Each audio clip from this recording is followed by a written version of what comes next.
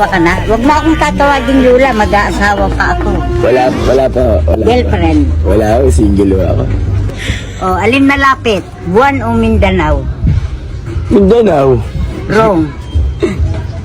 Wrong, Lola. Bakit? Tuturo ko sa inyong tamang answer. Malapit ang buwan. Kasi natatanaw mo ba Mindanao? Hindi.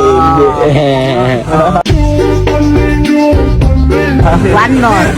Okay. Bakit itinayo ang monumento ni Andres Bonifacio? Bakit? Sabi ng mga estudyante dyan, kasi Lola, hero siya para maalaala. Ano yung hero?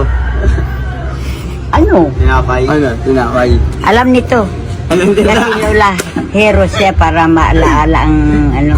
Yung, Sabi ko Rong, tandaan nyo itanim nyo sa utak nyo ang tamang answer Ano ho Lola ang tamang answer? Sasampaling ko kayo kako, wag nyo akong tatawaging Lola. Ano ate?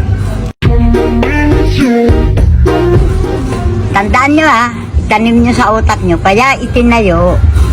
Ikaw rin, tandaan mo. Kasi kung nakatumba, traffic. Oo nga naman.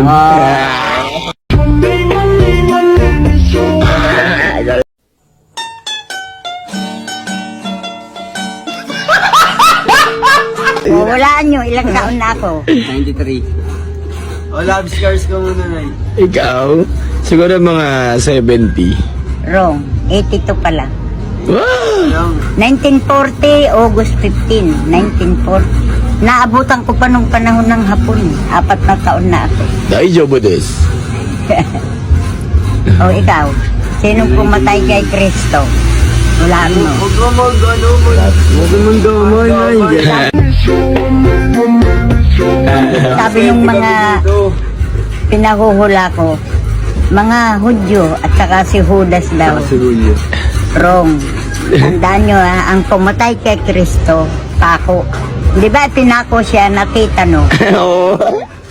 Joke lang.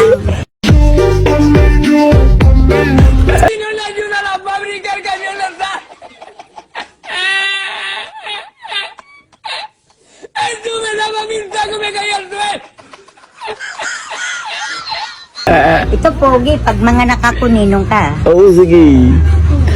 Ano ba pangalan yan? Kilalang ba yan? Hindi.